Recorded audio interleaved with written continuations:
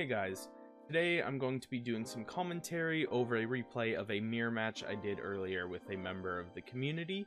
I'm hoping to do more videos like this in the future, and this was just sort of a test run. I hope you enjoy though, and let's get into the duel. First of all, something that you need to know is that the deck list we're using is the same one that Koji Yajima used to get top 8, I believe, at YCS Sydney. The only change is that his 2 Ash Blossoms, he said he wanted to be a second Mathematician and an Edge Imp Sabers, but he couldn't get the cards in time. So he did make that switch over to the Mathematician and the Edge Imp Sabers, but otherwise these lists are completely identical. So let's hit play. I believe I opt to go... Hold on, let me mute this. That's going to be annoying. I believe I opt to go first. So one of the tricky things, I'm going to pause it real quick actually. One of the trickiest things about this matchup is choosing whether to go first or second. Because the crux of the issue is that Burning Abyss in an ideal world wants to go second and just push a bunch of cards under the board and try to kill you with Boral Sword. But you also lose really hard to Fairy Tail Snow, and being farfed by Beatrice isn't really that much fun. So in that sense, you really want to go first. So we're going to see what happens when I go first. We're going to fast forward a bit. I'm going to reveal Skarm, summon, reveal Farfa, summon. Now there's a little bit of risk in doing this play, summoning the Burning Abyss monsters first. I could have normaled Mathematician, sent Edge Imp Sabers, and then activated a Danger or something. Instead, I'm opting to summon the Burning Abyss monsters first. The reason this is risky is because I could end up in a situation where I'm unable to summon Beatrice. However, I kind of go for the higher ceiling play because I am afraid that if I don't get a little bit lucky, I might accidentally end up in a situation where I don't have very much card advantage and he's just going to OTK through me. One of the things that's notable about Koji Yajima's list is that he doesn't play Summon Sorceress or Furious, which means that your first turns in this deck can be a little lackluster. We're going to hit fast forward again. So that's one of the most concerning things I feel like when you play this deck. So I'm opting to make Dante and then I'm normal summoning Mathematician. And one of the nice things about Mathematician is that it allows me to dump Snow. So I don't actually need to make Beatrice to send the Snow. So even if I'm in this really awkward situation where I'm unable to put Beatrice over the Dante, if I don't end up getting another way to get a Burning Abyss monster, the Snow is still there, and hopefully I'm going to be able to draw a couple cards with these danger monsters, so it's not too bad. We're going to just jump forward a little bit here. Activate the danger effects. Both of them are ending up on the field no matter what, and there are options I have for plays, but basically what I would end up doing here, not every hand is going to work like this. I was pretty lucky to open 2 dangers, or really any 2 level 3 extenders, but I could just link away one of these and the Dante into like an Underclock Taker and use Dante effect to grab one of the Burning Abyss monsters that are in the graveyard, add it to my hand, use the other 2 level 3s to put a new Dante under that Underclock Taker, and then discard that Burning Abyss monster for Beatrice. So in this very specific match, I actually do have a safe option for making Beatrice, regardless of whether I kind of draw into a Burning Abyss or not. As it turns out, though, I'm going to, I'm going to draw into Tour Guide. I actually forget exactly how this happens. I think that might actually be what I do. I think it might be the next duel that I draw into a Burning Abyss monster. But Tour Guide is a super good top deck. Again, it wasn't necessary for me to activate Jackalope and pitch Tsuchinoko, but it is nice to get that extra draw, and it actually turned out to be quite valuable. Yeah, so I go for the Underclock, add back Skarm,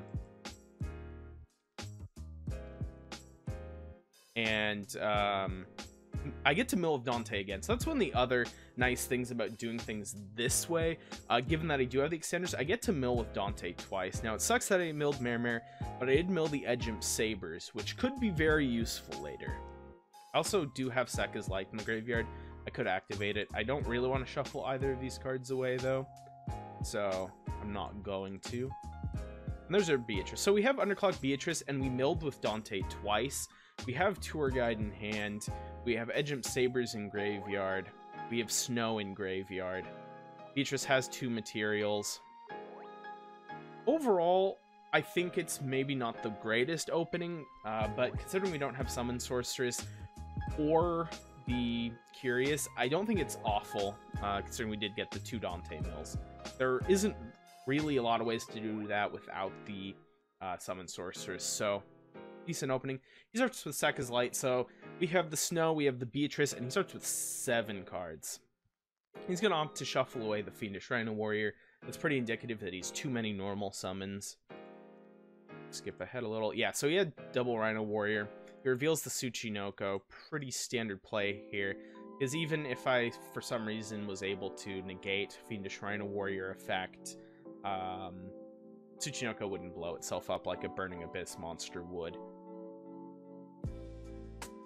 So this is kind of a critical juncture in this matchup.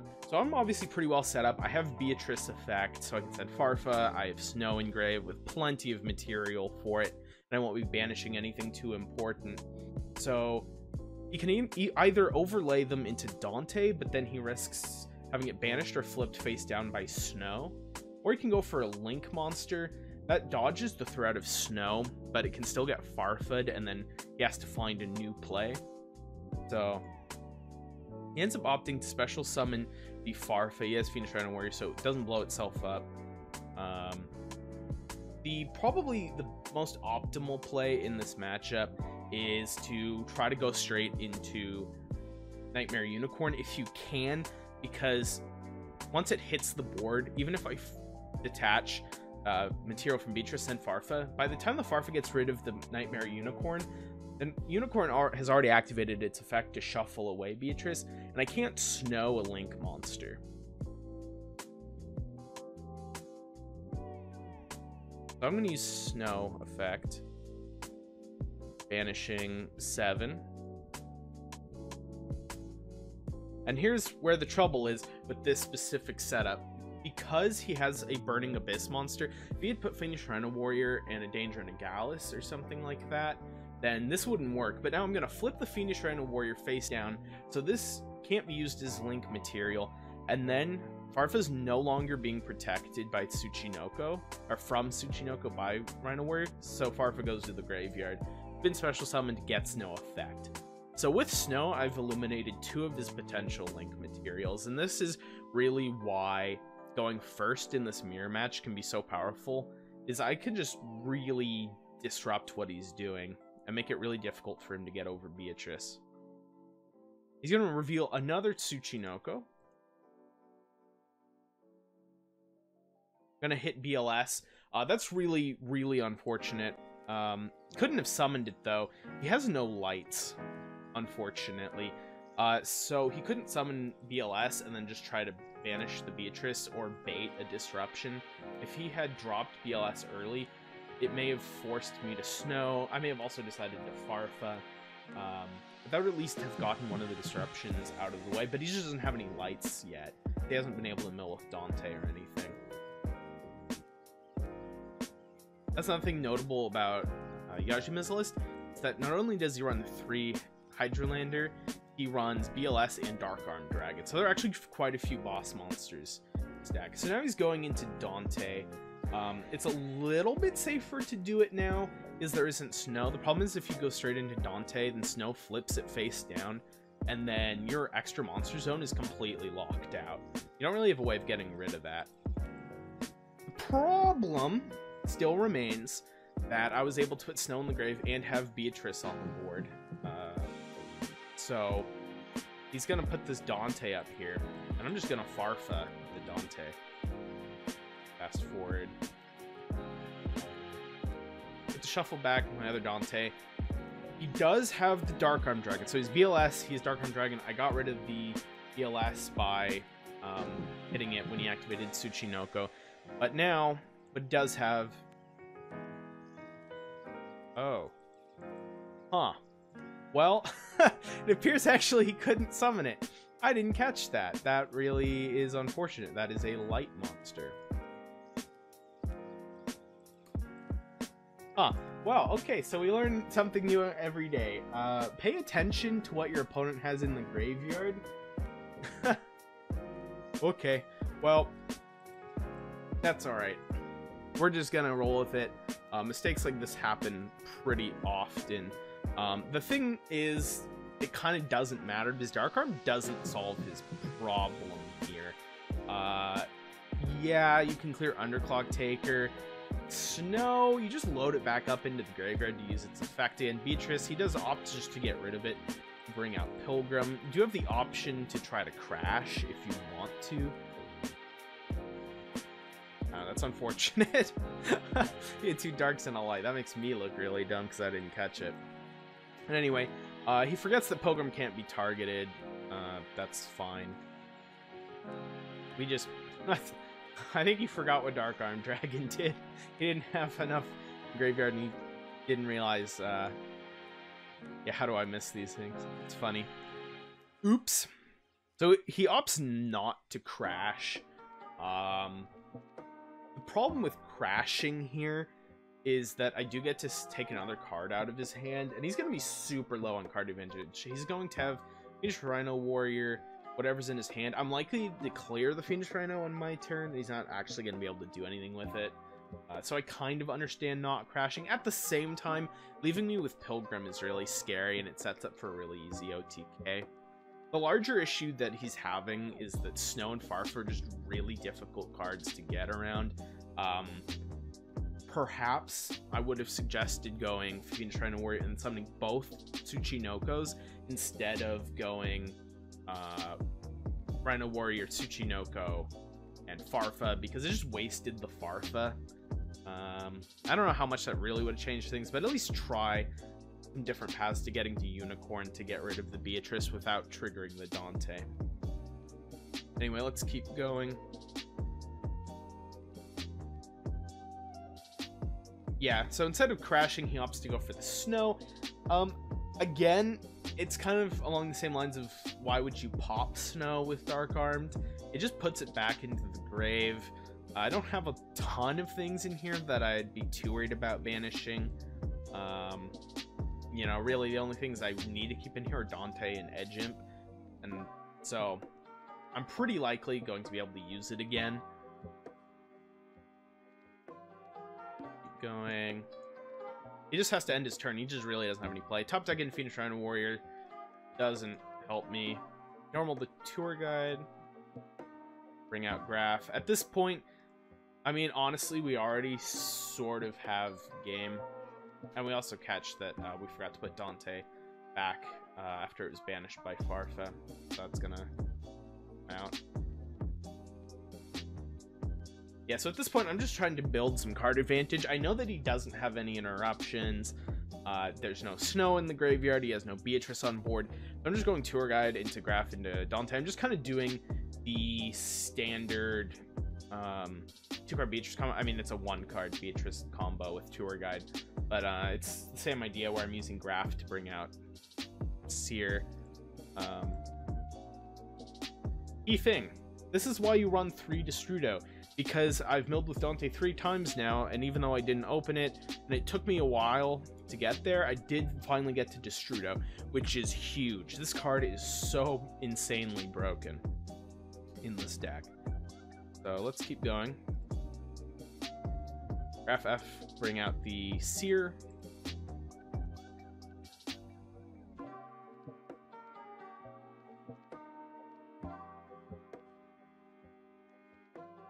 I decided to bring back Edge Imp. The Fiendish Rhino Warrior doesn't do anything. That's just going to trigger the Seer. So I'm kind of cutting the 2-card Beatrice combo short because I don't actually have a Beatrice to go into, and I just want Link material at this point. So I'm fine with just letting the Seer die and bring back the Dante, because now I have 2 more Link materials that I can actually do something with. Because I've already used the Beatrice again, the 2-card Beatrice combo, or 1 card with your red, just doesn't go anywhere. So it's better to just cut it short and get the Link material where I can. I'm going to use Destrudo on Edgimp Sabers, having my life points. Fast forward a little bit. We're gonna link all of that away for a Boral Sword. This is my win condition. If I can get to Boral Sword, I'm going to win most games. Pilgrim effect, get the Farfa. Just get the Fiendish Rhino Warrior out of the way. I really don't want to run over Fiendish Rhino Warrior, because if it goes to the graveyard, then he can send a Farfa or something, and he can just temporarily remove the Boral Sword, and that cuts my OTK short. So I'm just going to prevent that from happening. Gonna first attack into Dark Arm, steal its attack, just get the damage in. Use Pilgrim to get over the Dante. Gonna add back Parfin Grave, doesn't really matter. Switch to defense mode, get my next attack in with the Boral Sword. It still has the attack gained from Dark Arm Dragon, and guess what? Snow came back. I didn't have to use it for disruption, but it does put in that little bit of extra damage that turns in the OTK through 3 monsters on board. There we go. Okay, so now we're in game 2. So game 1, he ran into the problem of Snow and Farfa really suck to play against, despite the fact that you really want to go second. So I'm assuming that at this point that he's probably going to go first, and I go ahead and side in the Kaijus, because that's just a shortcut to getting rid of Beatrice. I think the duel definitely sort of swings into the further into the favor of going second. I don't know. I don't want to objectively say which one is better in the mirror match right now. I think I'd have to test it a little more. But regardless of which side the player going first or the player going second, who has the advantage, I do think it is true regardless that games 2 and 3, the going second player's position is improved by the fact that they get to put in Kaijus. You don't really have to make the Unicorn to get rid of the Beatrice, so it makes it just easier to play through the board. However, you'll notice I am the turn player. He opted to go second again, which I think is fine again because Kaijus. I expected, given what had just happened, he would try to emulate what I did, but that was not the case. So we're gonna speed through this again. So you'll notice very similar play. I'm just going straight for the 2 Burning Wisp monsters on the field. I'm going for the higher ceiling play because I know that him going second, he is gonna have a lot that I'm gonna have to deal with. So I'm going for, let's mill some good stuff. And we get Fiendish Rhino Warrior, and unfortunately the Seer. So if I had just milled the Fiendish Rhino Warrior, then this was a worthwhile investment. A little more awkward when we also mill the Seer with it. We're gonna spring out the Skarm with Seer just because why not? And we're sending Edgimp with Fiendish Rhino Warrior, so we have that extra level 3. Normal Mathematician, yes, your Skarm goes to grave. The only reason I even activated Skarm actually is to chain block the Rhino Warrior so that he couldn't chain Gamma or something. Yajima does play Gamma. I was really not of the opinion that my opponent here would side in Gamma, but in case he for some reason did, Seer was chain link 2 so that he couldn't chain it to Rhino. Normal the Mathematician. Sending Snow again. Mathematician is so good in this deck, especially when you don't have Curious, just because you just normal summon it and you get a free Snow engrave.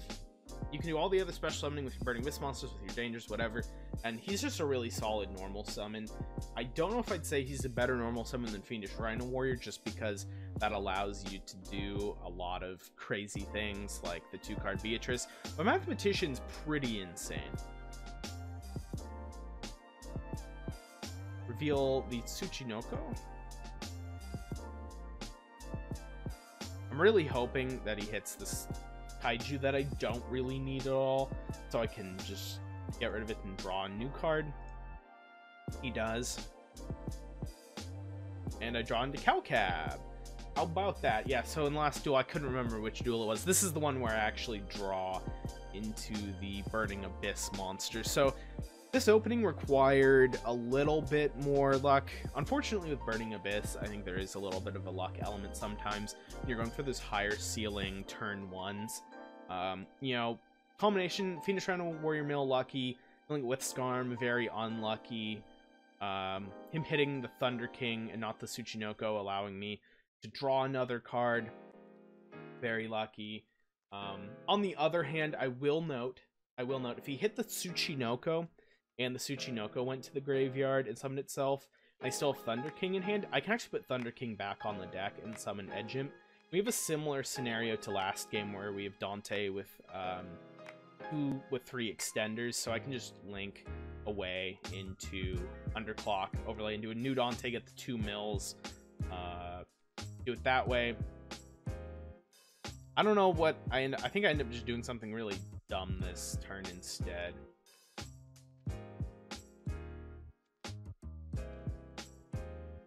Yeah, I think I brain fart. Yeah, okay. So this is wrong. This is like the biggest mistake I make of this match. This is really dumb. Instead of doing what I did the last game, for some reason I decided to just call it quits and end on 2 Material Beatrice, even though I had the second Dante mill. I might have just forgotten about Edgimp Sabers, but you know, that was, instead of discarding Calcab to go straight into Beatrice, I could have done the double Dante mill again.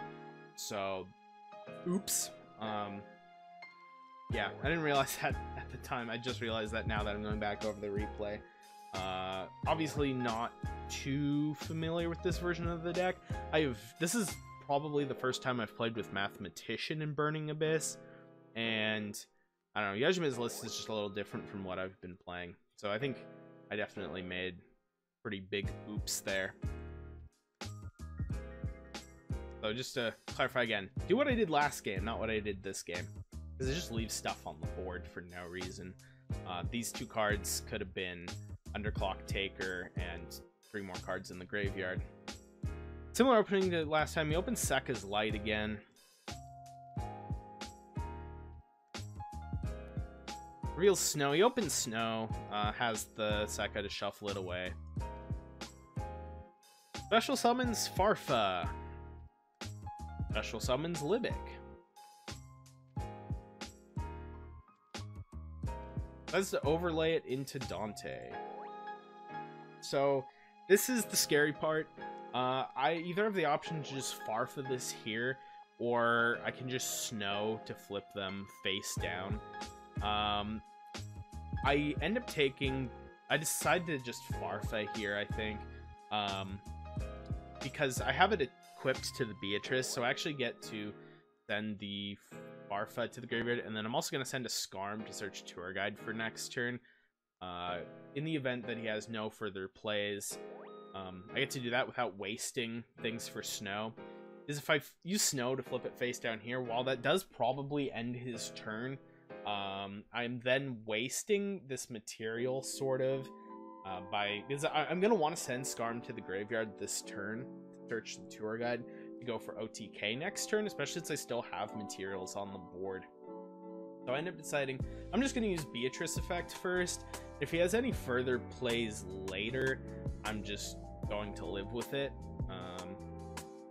Maybe not the correct play, but I figure, you know, there's only so much more he has.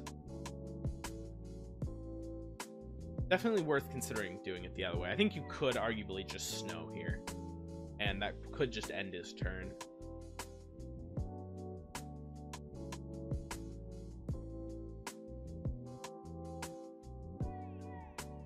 Unlucky, hit the Tsuchinoko off Jackalope effect.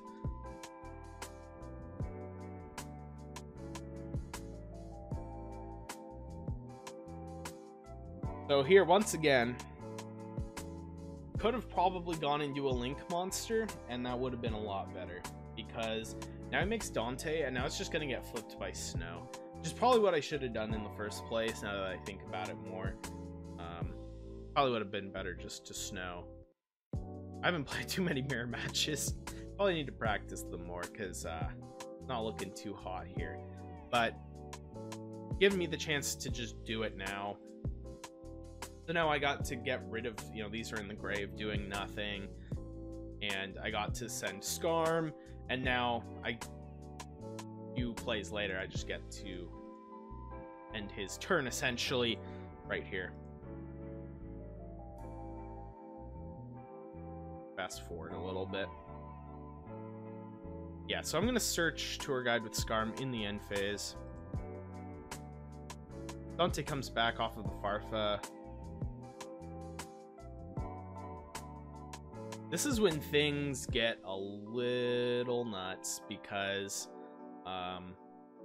Destrudo is now an option.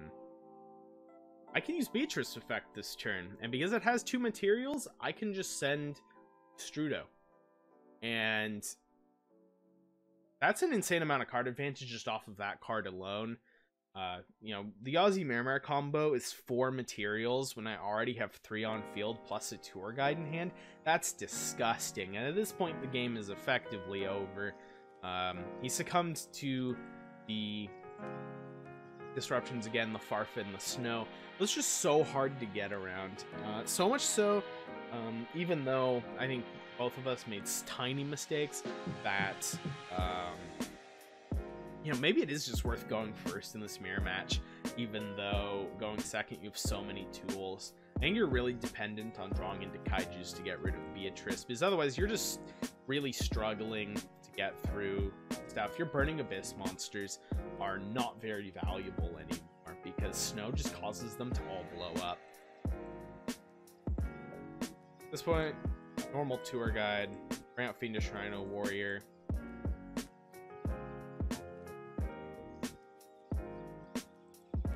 A bunch of stuff away. Boral Sword Dragon. So I have Boral Sword Dragon, and I haven't even used Destrudo effect yet. So I'm probably just gonna flex on him here. Then the Barbar, just cause I only have 1 Burning Abyss and Grave. I don't really have any Burning Abyss monsters to send because I've already lost both of my Farfas.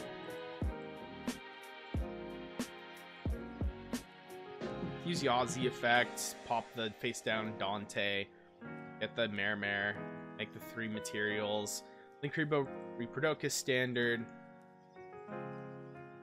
and then we have the Borreload. So I use the Mare and the 3 tokens to make Borreload just because I'm flexing on him. Boral Sword Borreload. I don't really recommend making this play per se, but you know, just for fun. Ejim Sabers summons itself into defense position. I first tried to summon this into attack position because I needed something to switch to defense mode with Boral Sword. I reread the card and I'm like, oh yeah, defense position. But we have Snow, so we don't get punished for flexing. Gonna just steal the Taunt with Borreload because I can. Bring out the Snow. It's a little extra damage. It lets me get the Borreload second attack.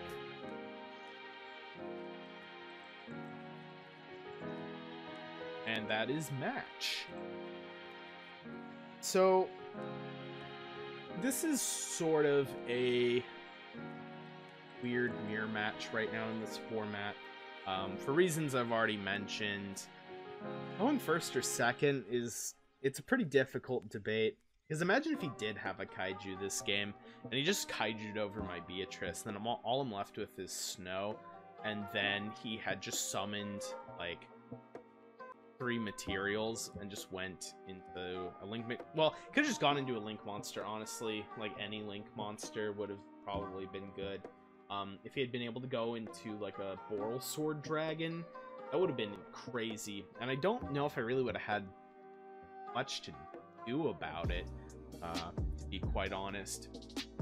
Definitely some mistakes to be learned from this game. Keep track of what is in your opponent's graveyard. Don't let them have 2 darks and a light, and let them summon Dark Arm Dragon. It needs to be 3 darks. Do what you did last game. Don't do the dumb thing and miss out on an extra Dante mill. And be careful with your weird flexes, because I actually almost didn't have 1-turn kill. If I didn't have snow there, wouldn't have got it. So anyway, this was just kind of a fun test run. Nothing too serious here. I hope you guys learned something from this video, obviously, but really it's kind of it's practice for me putting commentary over duels. That's something I've never done before, so practice for me. Hopefully it grabs your interest, because I'm looking forward to doing more of these, particularly getting community members to participate. I think ideally I wouldn't even be in these duels. I'd like to have you guys be doing it. Give you guys a chance to show off your Burning Abyss skills, because according to this duel, apparently I'm really bad at playing Burning Abyss or something. I don't know. I just missed so much stuff. But anyway, until next time, I hope you guys really enjoy playing Burning Abyss, and see you in my next video.